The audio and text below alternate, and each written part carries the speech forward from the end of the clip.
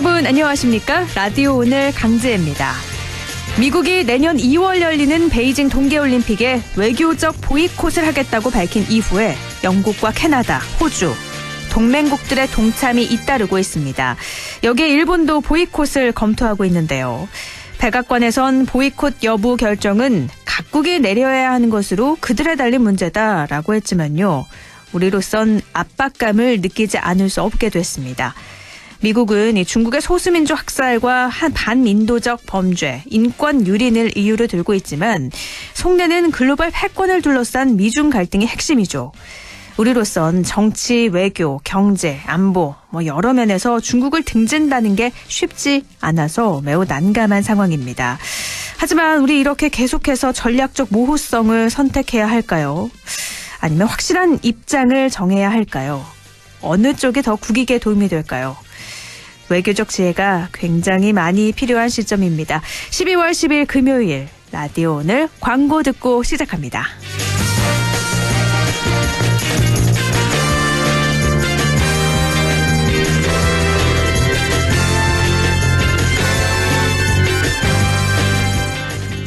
자동차 썬팅할 때 딱 불스원 썬팅 넘버원 불스원이다 출시한 썬팅 자외선 열차 밴드 딱 불스원 썬팅 썬팅도 역시 불스원 썬팅도 역시 불스원 불스원 썬팅 기술 문의는 불스원 브라자닷컴. 세라젬 V6 퇴행성 협착증으로 견인이 필요한 장모님도 혈액순환 개선이 필요한 엄마도 추간판 탈출증으로 견인이 필요한 아빠도 근육통 완화가 필요한 아들도 미국 FDA 승인 세라젬 V6 지금 체험해보세요. 의료기기 광고시 미필. 알았어 DDF 알았어 연금은 알았어 DDF 알았어 생애 주기별 은퇴 시점에 맞춰 알아서 투자해주는 연금펀드 한국투자 TDF 알아서 한국투자 신탁운용 펀드보스 등 별도 발생, 원금 손실에 유의하시고 투자 전 상품 설명서 및 약관을 꼭 확인하세요. 오메가3 뭐가 좋을까? 세 가지가 중요하죠. 어취가 없는지, 중금속 걱정 없는지, 오직 물로만 추출했는지. 기억하세요. 100% 식물성 오메가3는 아이코메가 판매 신신제약, 제조 코스맥스 바이오. 오메가3는 EPA 및 DHA 함유 유지, 건강기능식품 광고입니다. 각도원 씨, 왜 차 사진을 찍고 계세요? 우리 동네 정비소들은 다 수리비가 다르다 하네. 그럼 어쩌죠? 가다 견적 비교하러 간다. 사진 한 장으로 간편하게 견적 비교하고 선택하니까 손해 없는 내 차 관리 카닥. 12월 10일 금요일 라디오 오늘입니다. 1부는요. 성공회대 최진봉 교수와 함께하는 시간이죠. 한 주간의 시사 이슈 진단하는 최진봉의 시사포커스. 잠시 후에 만나보겠습니다. 또 2부 이슈 오늘에선 희망 2022 나눔 캠페인이 시작이 됐는데요. 경북사회복지공동모금의 정동의 사무처장 연결해서 이 나눔 캠페인 자세히 알아보겠습니다. 또 LNS 자산운용 조진희 이사와 함께 부동산에 관한 궁금증 풀어보는 조진희의 부동산 매거진 이어집니다. 라디오는 생방송 놓치신 분들은요. 안동 MBC 플러스 유튜브로도 다시 들으실 수 있습니다.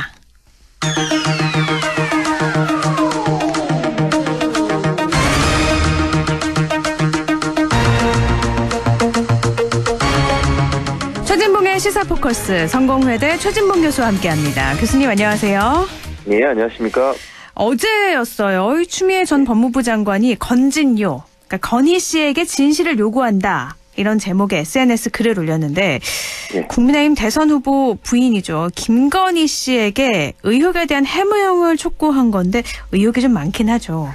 그렇죠. 아무래도 이제 도이치모터스 주가 조작 사건, 물론 일부는 불기소를 됐지만 수사가 계속되고 있고, 그 다음에 이제 본인의 코바나 컨텐츠 관련해서 이제 후원받은 명목 이 부분에 대해서 명쾌하게 지금 해결이 안 되고 있는 상황이고요. 그리고 이제 본인이 과거의 행적에 대해서 이제 논란이 또 되고 있지 않습니까? 이제 본인은 본인 입으로 이제 준리를 한 적이 없다 이렇게 얘기하셨는데 그 문제도 사실 이제 SNS상에서 좀 의혹이 제기되고 있는 상황이고 이런 부분에 대해서 진실을 요구한다 이렇게 지금 추미애 전 장관이 올렸는데요. 결국 이제 김건희 씨가 사실은 이제 적극적으로 대선 후보의 부인으로서 행보를 못하는 것도 그런 이제 사법적 리스크가 있고 또 여론에도 안 좋을 수 있고 또 본인이 나와서 어떤 발언을 했을 때 그것이 또 다른 논란을 불러일으킬 수 있는 위험성이 있고 이런 부분들이 이제 작용해서 아마 아직까지 못 나오고 있는 것 같은데 네. 그런 부분들을 아마 지적을 하면서 김건희 씨의 그런 여러 가지 이제 리스크들은 국민들에게 좀 알리려는 의도가 있지 않나. 추미애 전 장관이 그렇게 SNS 글을 올린 것은. 그래서 김건희 씨가 이제 여러 가지 리스크가 있는 후보 부인이다라는 점들을 좀 부각시키려는 의도가 있지 않나 그렇게 생각이 됩니다. 해명을 촉구한 건 어쨌든 여러 가지 의혹이 있는 부인이 있는 후보다 이런 것들을 부각하기 위한 거라고요. 네, 안혜욱 전 대한초등학교 태권도 협회장이 굉장히 구체적으로 인터뷰를 했죠. 1997년 5월 라마다 르네상스 호텔 나이트클럽을 방문을 했다가 당시에 이 줄리라는 예명의 김건희 씨를 만났다. 지금도 그 기억에는 변함이 없다. 이렇게 계속 인터뷰를 했는데 국민의힘은 역시 법적으로 대처를 할 예정인 거고요.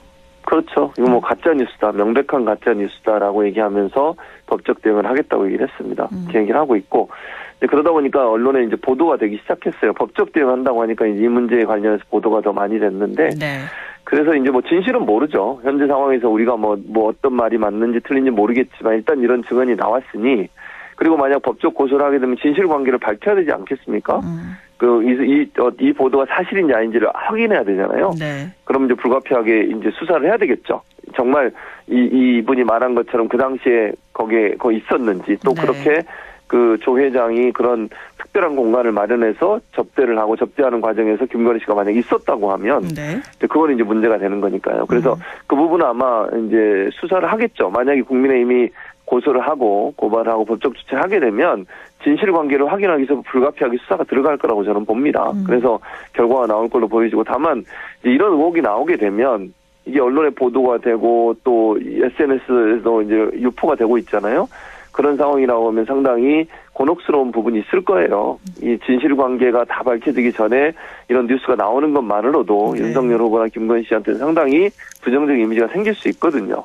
그러니까 국민들 입장에서는 기사를 보면서 모든 사실관계가 확인이 안 됐더라도 의혹 자체만으로도 상당히 좀 이제 부정적인 이미지가 생길 수 있거든요. 그런 부분 때문에 좀 저는 윤석열 후보 측에 상당히 악재가 될 수 있다 저는 그렇게 보고 또 이제 이게 그 보도에 따르면 이분 지금 말씀하신 그분 말고도 몇 명의 증인이 더 있는 것 같아요. 그런 증언을 했던. 그래서 그분들의 증언도 이렇게 계속 나오는 걸 보면 이게 과연 왜 이렇게 계속 나올까? 정말 다 꾸며낸 얘기라고 하면 그 한두 명도 아니고 여러 명이 그렇게 증언할 수 있을까? 이런 부분에 대한 국민적 의문이 있는 거죠. 그래서 저는 이 부분은 국민의힘이 법적 조치를 좀 하고 적극적으로 거기에 대한 수사가 이루어져서 국민적 의혹을 좀 푸는 게 필요하다 이렇게 생각을 합니다. 일단 계속 논란만 커지고 있으니 법적 조치를 취해서 어쨌든 조사가 이루어져서 사실이 밝혀져야 된다라는 입장이신 건데요. 네, 맞습니다. 국민의힘 이수정 공동선대위원장이 김건희 씨 관련 보도에 대해서 너무 여성들에게 가혹하다. 국모를 선거하는 거 아니지 않냐 이렇게 말을 했어요. 이건 어떤 의미의 발언일까요? 이제 김건희 씨에 대해서 이런 보도가 나오는 것에 대해서 불편함을 표시한 거라고 보는데 저는 뭐 이수정 교수의 그런 주장에 동의하지 않고요. 국모를 뽑는 선거가 아니라고 했는데 그럼 대통령 선거에 임하는 국민들은 대통령 후보의 부인이 어떤 분인지 하는 부분도 판단의 기준이 될 거라고 저는 생각합니다. 그리고 뭐 예를 들면 영부인은 우리나라를 대표하는 한 분이잖아요. 그분이 공직을 맡고 있는 건 아니지만 해외 순방에도 동행하시고 또 그분이 민간 외교 차원에서 활동하는 부분도 아주 중요하게 보도가 되는 겁니다. 그럼 우리 국민들이 볼 때 대통령 부인, 영부인이라는 분이 우리의 품격 또 우리가 생각하는 그 정도의 품격을 갖고 있느냐는 국민들이 판단하는 데 중요한 계기가 될 거라고 저는 생각해요. 그런데 국모를 우리가 뽑는 게 아니라고 얘기해버리면 그런 분들에 대한 검증이나 의혹에 대한 것도 제기하지 말라 이렇게 들릴 수 있는 거잖아요. 그리고 그분은 일반 국민인데 왜 그런 걸 문제를 삼느냐 이렇게 들릴 수 있어요. 근데 저는 그건 아니라고 봅니다. 왜냐면 국민들 아까도 말씀드린 것처럼 영부인은 공인은 아니지만 준공인에 가깝다고 저는 생각해요. 그리고 대통령의 부인이라고 하면 우리나라를 대표하는 여성이십니다. 그럼 그분이 어떤 분인지에 대해서 국민들이 판단해야 된다고 저는 봐요. 그런 판단도 없이 그냥 대통령만 보고 뽑아라. 그렇게 얘기하는 것은 저는 바람직하지 않다고 보고요. 네. 그리고 국민의힘에서 지금까지 뭐 잘 생각해 보시면 아실 거예요. 문재인 대통령 아들인 문준용 씨, 문다혜 씨, 그 집 사고 파는 거, 외국에 나가는 거, 손녀가 외국 국제학교 다니는 거, 뭐 국가로부터 지원금 받은 거 그거 다 검증한다고 의혹 제기하고 공격하고 했던 게 곽상도 의원이었고 또 국민의힘이었습니다. 가족들에 대해서 그럼 가족들이 공인입니까? 아니잖아요. 그런데도 그렇게 하시잖아요. 네. 또 그걸 뭐 국민들이 뭐 그렇다 하더라도 뭐 너무 과도하다 하더라도 그것도 봅니다. 그렇게. 근데 저는 대통령이 부인 되시는 분이 어떤 분인지를 전혀 검증을 안 한다. 그거 하는 게 너무 과도하다. 이렇게 얘기하는 것은 그건 바람직한 태도는 아니라고 봐요. 저는 당연히 해야 된다고 보고요. 네. 그분을 국민들이 어떤 영부인이 될 분이 어떤 분인지 하는 부분을 알아야 될 권리도 분명히 저는 있다고 생각합니다. 네, 알겠습니다. 대통령의 부인이니까 해명할 게 있으면 꼭 해야 된다라는 말씀이신 건데요. 네. 이 김건희 씨가 근데 언제쯤 등장을 할 것인가 이걸 두고 참 말들이 많아요. 뭐 커튼 뒤 내조할 것 뭐 이렇게 이야기도 나오고 있는데 등장을 하긴 할까요? 모르겠습니다. 왜냐하면 아까 말씀드린 것처럼 이게 사법 리스크가 존재하고 있고 또 이런 이제 여러 가지 의혹들 지금 말씀드린 그런 이제 의혹들 이런 네. 부분들이 있기 때문에 나오는 게 상당히 부담스러울 거예요. 그렇죠. 이제 나오면 그거 물어보지 않겠어요? 기자들이? 네. 당연히 물어볼 거거든요. 그렇죠. 그리고 본인이 직접 답변을 해야 돼요. 근데 그 답변하는 과정에서 또 어떤 말이 나오느냐가 또 다른 의혹을 불러일으킬 수도 있어요. 상당히 조심스럽거든요. 그러니까 네. 이게 답변이라고 하는 게 명쾌하게 클리어하게 다 되면 문제가 없는데 혹시 말하다가 실수로 무슨 한마디 하잖아요. 그러면 그게 또 다른 의혹이 또 나오는 거거든요. 그런 차원이라고 하면 김건희 씨가 쉽게 공개적인 장소에 나오기는 조금 어려울 거라는 생각이 들어요. 언젠가는 나오리라는 생각은 드는데 네. 상당히 제한적으로 활동을 하지 않을까. 그리고 언론과의 접촉을 좀 피하면서 하지 않을까 하는 개인적인 제 생각은 있습니다. 근데 그건 뭐 어느 누구도 예측할 수 없을 것 같고 아마 선거대책위원회나 후보 캠프 측에서 그거를 이제 고려를 하겠죠. 언제쯤이 좋을지. 네. 근데 뭐 아까 말씀하신 임태희 이제 본부장인가요? 그분이 커튼 뒤 내조를 할 수도 있다라고 얘기한 걸 보면 막판까지 안 나올 가능성도 있다는 생각은 들어요. 커튼 뒤 내조라고 하는 게 직접 나오지 않고 네. 뒤에서 이제 도움을 주는 거잖아요. 그렇다고 하면 이게 공개적인 활동보다는 그냥 겉으로 드러나지 않는 내조를 할 가능성도 저는 배제할 수 없는 상황이 아닌가 하는 생각이 듭니다. 계속해서 안 나올 수도 있다 이렇게 예상을 하시기도 하는군요. 예. 알겠습니다. 말도 많고 탈도 많았지만 어쨌든 국민의힘 선대위는 김종인 위원장을 중심으로 정리가 되는 것 같습니다. 그런데 더불어민주당은 김종인 위원장 같은 무게감 있는 인사가 없다. 정말 후보만 보인다. 이렇게 아쉬워하는 목소리도 들리고요. 뭐 그러다 보니까 이해찬 전 대표 이름도 나오고 유시민 전 노무현재단 이사장 이름도 나오는데 이거 어떻게 보세요? 저는 뭐 적극적으로 나오는 게 필요하다고 봐요. 그러니까 왜냐면 이재명 후보는 열심히 뛰는데 이제 민주당 의원들이 좀 열심히 안 하시는 게 아니냐 이런 이제 우려들이 있고 후보만 보인다 이런 얘기가 있는데 네. 아마 이제 이쪽 윤석열 후보 측만 봐도 김종인 위원장이 지금 나서서 하고 이준석 대표도 열심히 하고 있잖아요. 네. 그런 부분들을 비교해서 그렇게 얘기하시는 것 같아요. 근데 유시민 전 작가 같은 경우에 오늘 이제 언론 인터뷰를 했지 않습니까? 네. 그게 이제 출발 신호라고 저는 생각해요. 앞으로 아마 그러니까 선거 캠페인 들어오지 않더라도 언론 활동이나 이런 강연 활동을 통해서 이재명 후보를 지지하는 그런 활동들을 할 거라고 저는 보고요.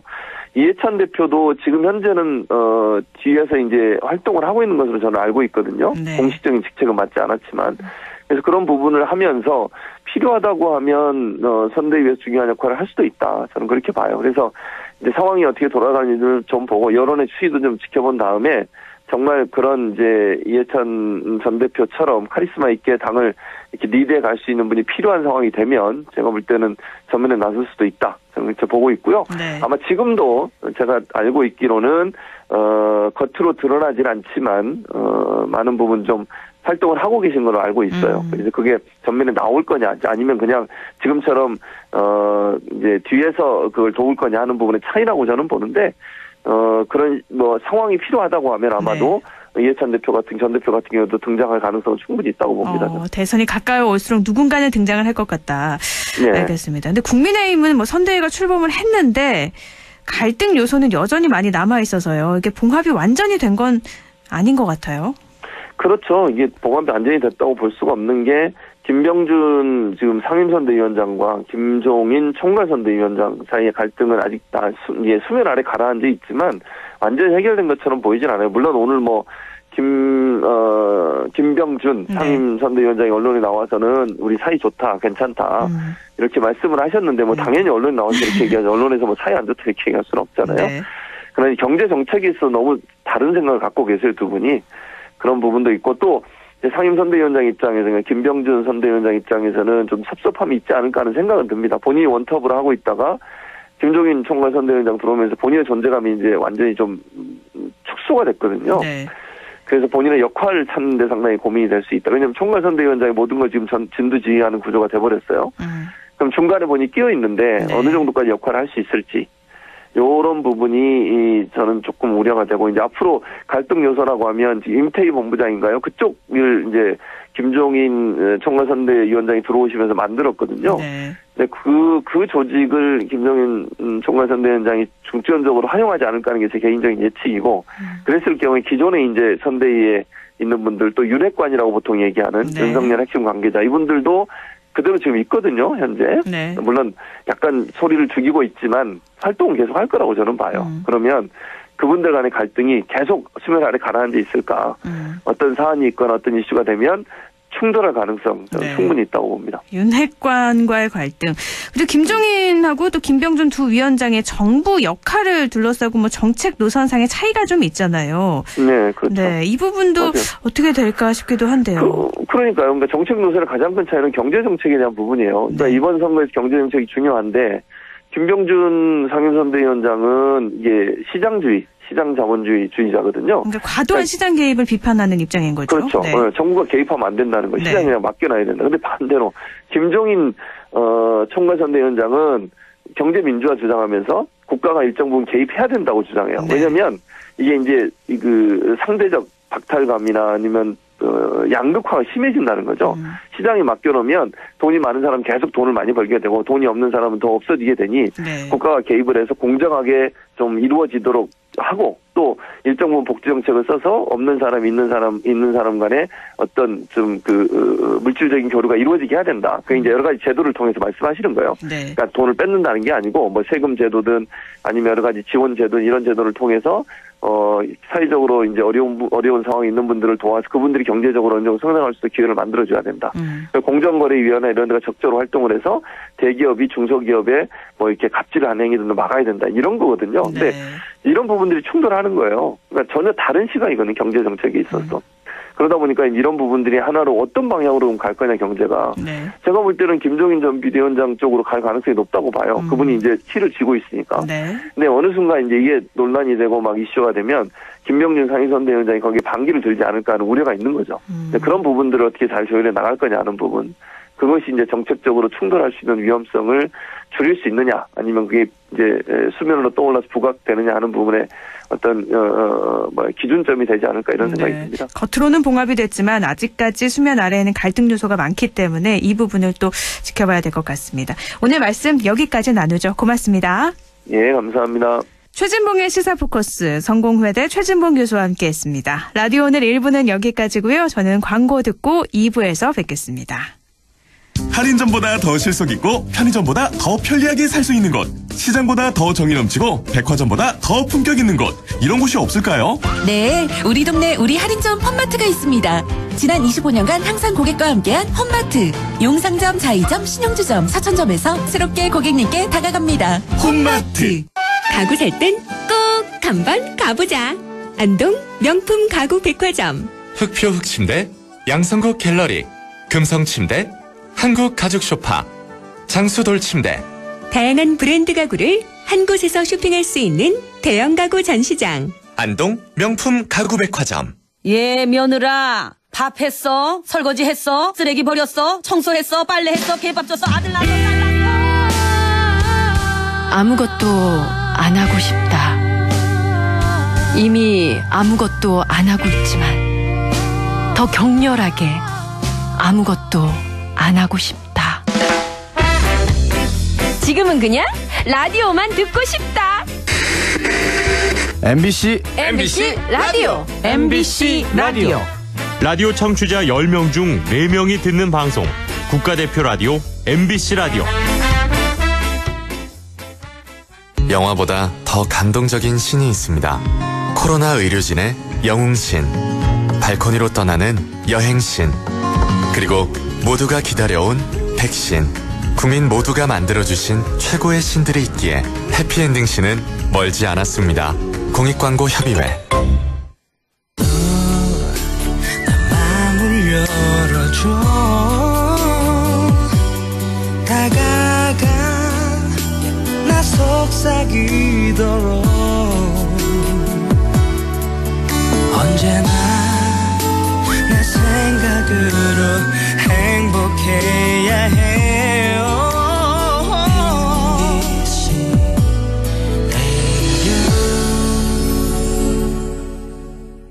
100.1 MBC 라디오.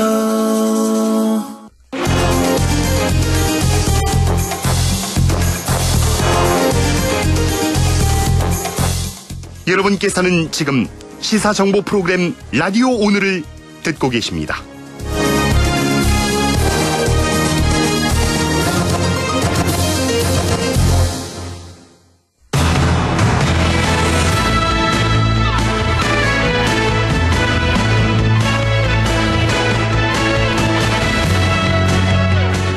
라디오 오늘 2부 순서 이슈 오늘입니다.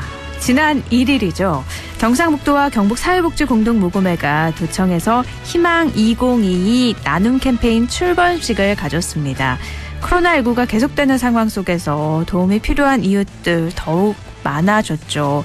경북사회복지공동모금회 정동희 사무처장 연결해서 자세한 이야기 나눠보도록 하겠습니다. 사무처장님 안녕하세요. 예, 안녕하세요. 네, 올해도 어김없이 시작이 됐습니다.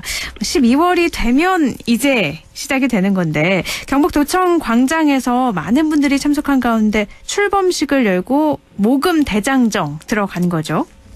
네, 그렇습니다. 희망 2022 나눔 캠페인이 12월 1일부터 시작되었고요. 내년 1월 31일까지 62일 동안 나눔, 모두를 위한 사회 백신이라는 슬로건으로 진행이 됩니다. 네. 그러니까 사랑의 온도탑이 딱 세워진 건데 올해 목표액이나 사랑의 온도탑에 대해서 조금 더 설명을 해 주시죠. 예, 그 사랑의 온도탑은 우리 경북 도민들이 그 기부금을 내는 거를 저희가 온도를 형성한 건데요. 네. 저희가 올해 목표가 137억 원입니다. 그래서 1억 3,700만 원이 모일 때마다 사랑의 온도탑은 1도씩 올라가게 됩니다. 137억 원. 왜 이렇게 정해진 건가요? 저희가 137억 원을 목표로 삼은 것은 작년에 저희가 한 127억 원을 목표로 삼았거든요. 네. 그 저희가 작년보다는 조금 더 높게 목표를 정해서 내년도에 어려운 이웃들에게 더 많이 전달하고자 목표를 정했습니다. 사회복지공동모금의 상징이 또 사랑의 열매잖아요. 그 빨간 색깔 3개 딱 이렇게 있는 거. 그게 네, 그렇습니다. 어떤 의미가 있는지도 궁금해요. 네, 그 사랑 열매는 아시는 바와 같이 3개의 열매로 구성되어 있잖아요. 네. 그래서 열매 하나하나에 의미가 있는데요. 열매 하나는 나, 또 하나는 가족, 또 하나는 이웃을 상징하고 있습니다. 그래서 열매가 빨간색은 따뜻한 사랑의 마음을, 그리고 이 빨간 열매 3개가 녹색 줄기로 연결되어 있거든요. 이것은 더불어 함께 가자는 사회를 만들고자 하는 의미를 담고 있습니다. 그런 의미였군요. 저도 이렇게 뉴스를 할 때 항상 찾는데 사실 의미까지는 생각을 못했는데 나, 가족, 이웃을 상징하고 초록 색깔이 연결하는 그런 의미군요. 지난해에 모금 성과가 어땠는지도 궁금해요. 이게 코로나19 상황에서 모금이 된 거기 때문에 참 힘든 분들이 십시일반으로 모았을 것 같은데 성과는 어땠나요? 네, 지난해 저희가 코로나19로 인해서 제가 대면 모금 같은 그 모금 사업을 하지 못해서 좀 성과가 낮을 거로 예상을 했는데 우리 경북도민들의 따뜻한 성금이 모아져서 저희가 모금 목표액 127억 원보다 한 18억 정도가 증가한 145억 원이 모금됐습니다. 그래서 나눔 문도도 100도를 넘어서 114도를 달성하는 성과가 있었습니다. 그 힘든 상황에서도 114도, 127억 원이 목표였는데 145억 원이 모였다고요. 네, 그렇습니다. 갑자기 궁금해지는데 이 모금 성과 100도에 못 미친 해도 있었나요? 우리 경북 같은 경우에는 아직 달성하지 못한 적이 없었습니다. 아무래도 이것은 아무래도 우리 경북도민들이 어려울 때일수록 그 이웃을 생각하는 그 정신이 옛날부터 있었던 것 같습니다. 그래서 항상 모금 목표를 달성하는 성과가 있었습니다. 단 한 번도 없었다고요? 우와, 엄청난 건데요. 이렇게 이웃을 생각하는 마음이 따뜻하고 크구나 느껴지는데요. 희망 2022 나눔 캠페인 1월 31일까지라고 말씀을 하셨잖아요. 네. 이번에 목표 금액 137억 원이라고요? 네, 그렇습니다.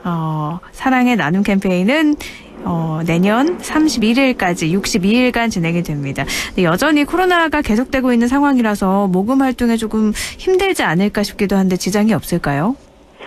네, 저희가 그 코로나가 계속적으로 증가가 되고 있잖아요. 네. 그래서 저희가 기업이라든가 자영업자가 경제 상황이 좀 좋지 않아 좀 걱정은 좀 되고 있지만 우리 경북도민들의 따뜻한 사랑이 합쳐진다면은 저희가 예상했던 목표액을 달성할 것으로 기대하고 있습니다.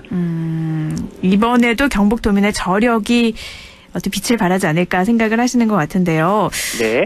사랑의 열매로 모금된 기부금 이게 어떻게 사용되는지 투명해야 되잖아요. 네, 그렇습니다. 어떻게 배분이 되는지도 좀 알려주시죠. 네, 그 경북 사랑의 열매로 저희가 기탁드리는 성금은 전액 우리 경북 지역에 있는 어려운 이웃에게 배분이 되고 있는데요. 그 모아진 성금은 저희 사무국에서 정하는 것이 아니라 그 사회복지 전문가로 구성된 배분분과 실행위원회가 있습니다. 네. 여기서 심의를 해서 우리가 지역에서 아픈 분들이 있어요. 그렇지만 병원비가 없어 병원을 가지 못하는 분들에게는 저희가 병원비를 지원하고 있고 또 화재가 난 분들한테는 긴급 생계비를 또 지원하고 있습니다. 이렇게 좀 추운 겨울에는 따뜻하게 겨울을 보낼 수 있도록 난방비라든가 연탄 나누기 그리고 김장 지원을 하고 있고요. 그 거리를 다니다 보면은 그 승합 차량 같은 경우에 사랑의 열매가 그려진 걸 볼 수 있을 거예요. 네. 그래서 우리가 사회복지 시설에서 또 기관에서 우리 어르신들이나 또 장애인분들을 이용할 수 있는 차량을 좀 지원하고 있고요. 그리고 우리 아동들이 부모님이 보호하지 못하는 경우가 있어요. 밤에요. 일을 하시느라고. 네. 그런 아동들을 위해서 좀 야간 보호 사업도 지원하고 있고요. 그리고 지금 현재 코로나19로 인해서 가장 힘든 부분들이 아마 자영업자나 소상공인인 것 같습니다. 그렇죠. 그래서 이런 분들이 그 사업을 계속해서 이어나갈 수 있도록 저희가 그분들한테도 성금을 배분을 좀 하고 있습니다. 그런 기준 같은 거는 배분 분과 실행위원회에서 심의를 거쳐서 지원 여부가 결정이 되는 거고요. 네, 그렇습니다. 근데 지금 코로나19 계속되는 상황이라고 조금 전에도 말씀을 드렸지만 그래서 모금 활동에 지장이 없지 않을까라는 질문을 드렸는데 그럼 올해나 코로나가 이렇게 계속될 때 모금하는 방식이 조금 바뀌었을까요? 네, 그렇습니다. 저희가 그 비대면으로 할 수 있는 그 캠페인을 좀 진행하고 있는데요. 네. 먼저 그 QR코드 모금이 있습니다. 저희 홈페이지라든가 아니면 저희가 SNS에 저희 그 QR코드를 좀 만들어 놨거든요. 네. 예를 들면 우리 안동에 사시는 분이 저희 그 홈페이지 가시면은 안동시에 기부할 수 있는 QR코드가 있거든요. 네. 그거를 찍어서 기부를 하시면은 안동시에 기부가 되고 있고요. 그리고 전화로도 기부를 할 수가 있습니다. ALS 전화 060-700-0060으로 전화를 하시면 한 통화당 2,000원을 기부할 수가 있고요. 네. 그리고 대면으로다가 이것도 좀 어려우신 분들이 계실 수 있으시거든요. 그러면은 가까운 읍면동 행정복지센터를 방문하시면은 또 기부가 가능하고요. 그리고 방송사를 통해서도 기부가 가능합니다. 그래도 좀 더 어려운 게 있으시면 저희 사무실 네. 전화번호 053-980-7800으로 전화를 주시면은 저희가 어떻게 기부를 하실지 안내를 해드리겠습니다. 네. QR코드, 정말 사회가 변했구나 느껴지는데요. 네, 카메라로 QR코드 그냥 찍기만 하면 되는 거잖아요. 그걸 찍어서 네. 저희가 전화 같은 경우에는 기부금 영수증 사실 힘들거든요. 네. 그렇지만 QR코드를 하게 되면은 영수증 발행도 됩니다. 그래서 그걸 찍어서 거기에 간단하게 저희 성함이라든지 네. 금액이라든지 또 주민번호를 쓰시게 되면 저희가 영수증 발행이 되거든요. 네. 그런 절차만 해주신다면은 QR코드 지금은 누구나 지금 휴대폰을 갖고 계시잖아요. 그렇죠. 그래서 간단하게 기부를 할 수가 있습니다. 홈페이지에서 혹은 SNS에서 QR코드를 찍으면 금액도 정할 수가 있고 그렇죠. 영수증까지 된다고요. 예, 영수증 저희가 네. 발행해드리고 있습니다. 그리고 쉽게 전화 한 통화로 기부할 수 있는 건 060-700-0600으로 전화를 하시면 0060. 0060. 네, 그렇습니다. 060-700-0060이요. 네, 그렇습니다. 네, 한 통마다 알겠습니다. 2,000원씩 기부할 수가 있습니다. 네, 한 통화 2,000원이니까요. 쉽게 기부할 수 있고 또 그래도 방법을 좀 모르겠다 하시는 분들은 어디로 전화하면 된다고요?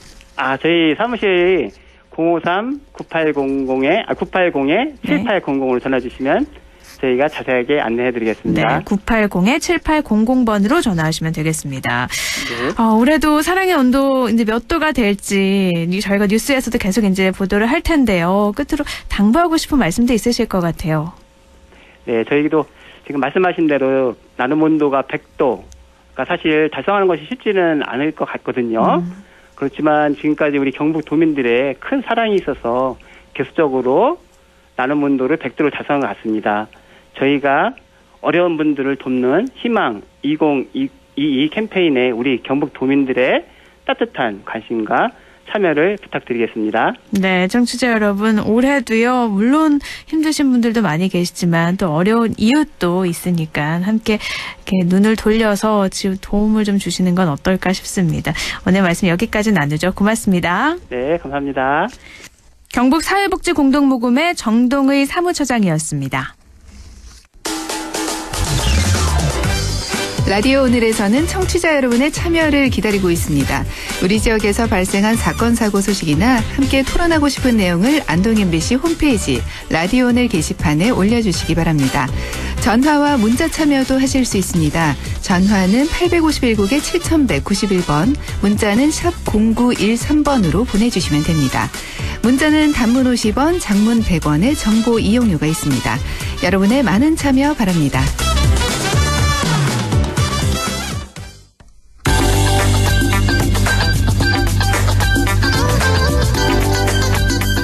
조진희의 부동산 매거진. 지난 수요일부터 1주택 양도세 부과 기준이 변경됐죠. 양도세 완화와 또 최근 수도권의 주택가격 하락에 관해서 LNS 자산운용 조진희 이사와 함께 알아보겠습니다. 이사님 안녕하세요. 네, 안녕하십니까. 네. 지난 8일 수요일 양도되는 주택부터 1주택자 양도세 부과 기준이 9억 원에서 12억 원으로 변경이 됐습니다. 원래는 2022년 1월 1일, 그러니까 내년부터 시행이 되는 걸로 정해져 있었던 건데 이게 앞당겨 발표가 됐는데 이유가 있을까요? 시장에서 매매 거래를 해야 되는데 이게 이제 잔금 기준이냐, 뭐 거래 시점 기준이냐, 계약 시점 기준이냐, 그리고 양도세는 그럼 언제 기준에서 완화가 되는 거냐라는 것 때문에 신고를 못 하고 이제 매매 거래가 이제 거의 그 4분기 기준으로는 거의 어렵지 않았냐 이런 이제 시장의 반응들이 있었습니다. 네. 대부분 아무래도 이제 내년에 이런 게 발표가 난다면 그때 시점에 맞춰서 계약을 변경을 하려고 하신다 보니까 그래서 계속 이런 문제가 발생이 돼서 또 여당 입장에서는 시장의 혼란을 좀 줄이고 이런 입장을 바로 실행을 통해서 시장의 혼란을 줄이겠다라고 해서 이번에 바로 결정을 했다라고 보시면 될 것 같습니다. 어차피 변경을 할 거니까 좀 시기를 앞당겨서 시장이 조금 더 활발해지게 했다는 거군요. 예, 맞습니다. 근데 비과세가 1주택자만 해당이 되고 이번 다주택자들은 이번 양도세 완화 조치 혜택은 없는 거죠? 예, 맞습니다. 장기 보유한 그러니까 한 주택, 1주택자들이 그동안 집값이 올라서 양도 부담, 보유세 부담 때문에 처분을 하고 싶어도 못했던 분들은 굉장히 환영할 것 같아요. 예, 맞습니다. 내가 살던 집이 올라는 건데, 이제 좀 나이도 먹고 좀 시골로 가서 살고 싶은데도 팔지 못한다 이런 얘기들이 너무 많아졌습니다. 그래서 비과세 혜택이라는 건 내가 그냥 살던 집을 팔고 나가야 되는 입장에서는 오랫동안 장기 보유했던 그 공제도 받아야 되는데 그 혜택들도 줄어들었고 이런 것들에 대한 또 기준가가 올라가다 보니까 처리 못했던 게 있었었는데 이번에 이제 이 조치가 됨으로 인해서 중위가격 이상이 되는 것들도 이제 좀 숨통을 좀 튀게 되었고요. 그리고 또 2년 이상 보유했던 분들 입장에서도 서울 수도권의 이제 조정주성 구역에서 2년 이상 거주까지 했다라고 한다면 이번에 이 혜택을 받을 수 있으니까 아무래도 좀 매물들이 좀 나와서 시장에 좀 숨통을 틔워지지 않을까 그렇게 예상하고 있습니다. 그동안 양도세 때문에 집을 이사를 가고 싶어도 못 가셨던 분들은 이번이 이제 기회가 될 것 같은데 양도세 기준이요. 이게 공시지가가 아니라 실거래가 기준인 거죠? 예, 맞습니다. 저희도 계속 헷갈리는 게 어떤 건 실거래고 어떤 건 공정가액 기준이고 이러다 보니까 도대체 어떤 게 기준이냐 하는데 양도세는 실거래 신고하시는 그 금액을 기준으로 해서 거래되는 금액이 이제 12억 이상일 때 뭐 혜택이 안 되고 그 이하일 때 혜택이 된다고 보시면 되고요. 네. 그리고 보통 우리가 재산세, 종부세 이런 거는 공정가액으로 나오는 이제 공시가격, 표준가격으로 합니다. 네. 근데 또 이제 거기 또 하나 이제 이번에 나왔던 고가주택에 대한 종부세 기준을 잡을 때는 12억 원 이상을 되는데 여기는 이제 또 공정가액이다 보니까 많이 헷갈리시는 분이 사실입니다. 아니 11억일 때는 네. 또 공정가액이고 양도세 네. 기준은 공시지가 실거래가고 이게 진짜 헷갈리긴 해요. 그리고 네. 부동산 관련 정책, 세금 이런 게 하도 많이 바뀌어서 그렇죠. 세무사도 모른다 이런 얘기도 많이 들리고 있더라고요. 예, 맞습니다. 어쨌든 간에 이 8일부터 매도를 하면 해당이 되는 거죠? 예, 근데 이제 저희가 여기서 한 가지 또 좀 이점을 가져갈 수 있는 게 네. 이게 이제 등기 취득을 하는 그 시점인 거냐, 매매 계약을 계약을 한 상태냐를 기준을 할 때 가장 빠른 날을 기준으로 하시면 됩니다. 그래서 계약 날짜가 중요한 것이 아니라 소유권 이전을 하느냐 아니면 잔금을 치르느냐 네. 둘 중에 빠른 날짜로 정해지니까 미리 11월달, 10월달에 계약하셨던 분들이 잔금을 이번 8일 이후 치르신다고 한다면 그분들은 해당되신다고 보시면 될 것 같습니다. 빠른 날짜인데도 이전에 계약을 하고 잔금을 나중에 치렀으면 이전 날짜가 되는 거죠? 그렇죠. 보통 저희는 계약 날짜 기준이라고 항상 됐었기 때문에 네. 8일 날부터 계약하는 것부터라고 생각할 수 있지만 그게 네. 아니라 이번에는 매도 기준에 대한 소유권 이전이라고 잔금 날짜를 기준으로 하니까 네. 계약금만 냈어도 잔금을 아직 치르지 않은 세대들 같은 경우는 혜택을 보실 수 있습니다. 그렇군요. 네. 근데 이번에 이 중위가격 10억이 깨진 게 좀 됐잖아요. 그렇죠. 그래서 그러면 많은 세대들이 좀 혜택을 보겠어요? 예, 실질적으로 이번 정부 출범 이유를 저희가 많이 놓고 얘기를 하고 있습니다.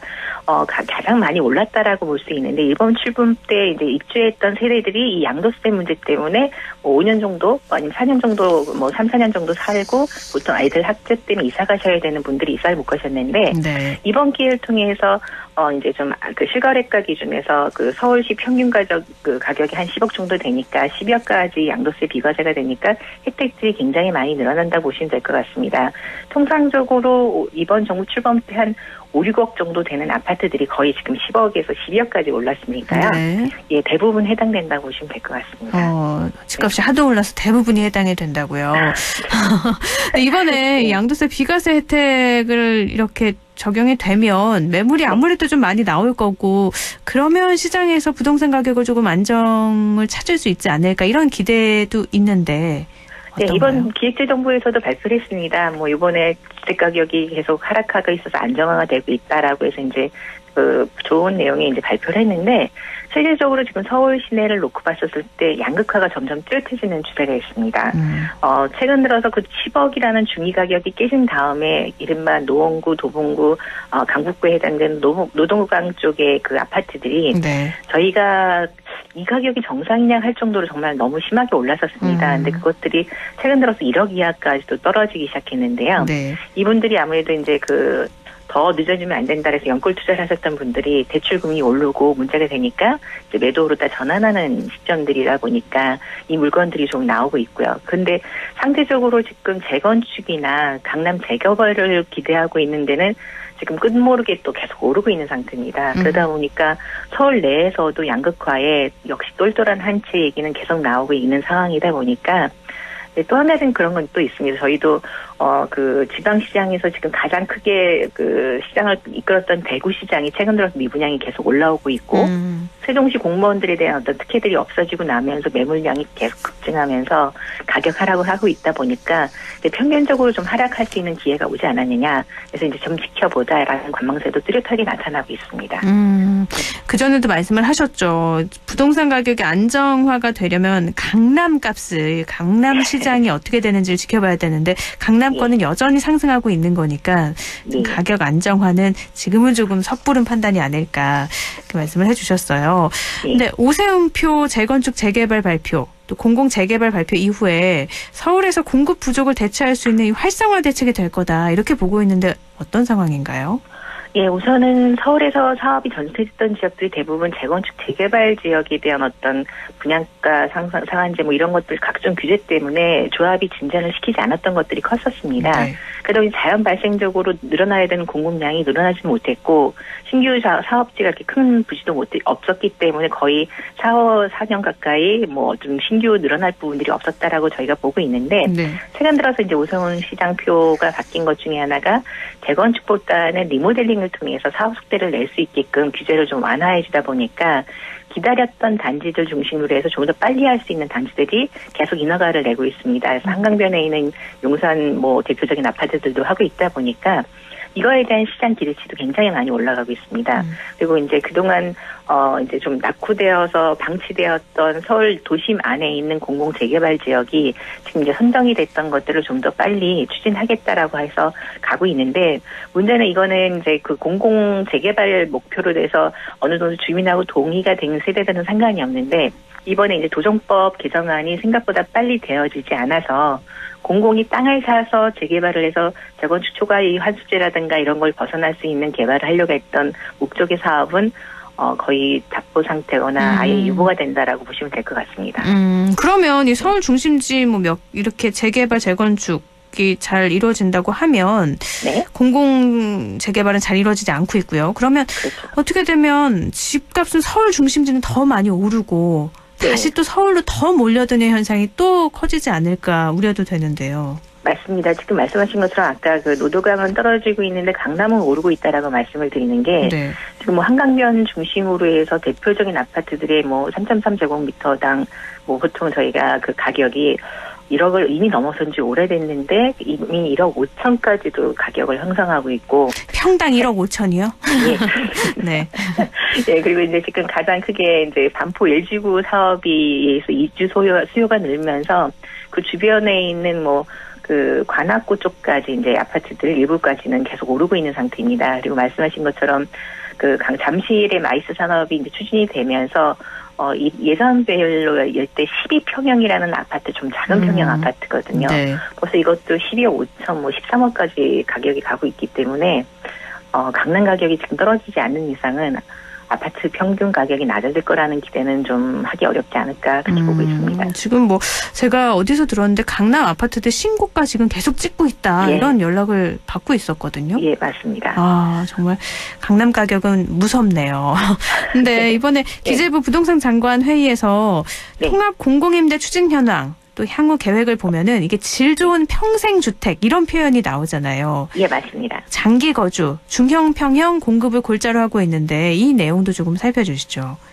네, 제일 좋은 평생주택이라는 개념이 뭐냐면 기존에는 마감재가 좀 싸다, 뭐 기존에 있는 민간주택보다 뭐 디자인이 떨어진다 이런 의견들이 좀 많았습니다. 그리고 그 선호 지역이라고 하는 서울 시내 뭐 아니면 가까운 수도권 인근이 아니라 외곽을 중심으로 개발했었는데 이번 공공임대주택의 가장 큰 장점은 30년 거주까지 할 수 있다라는 긴 시간을 쥐어줍니다.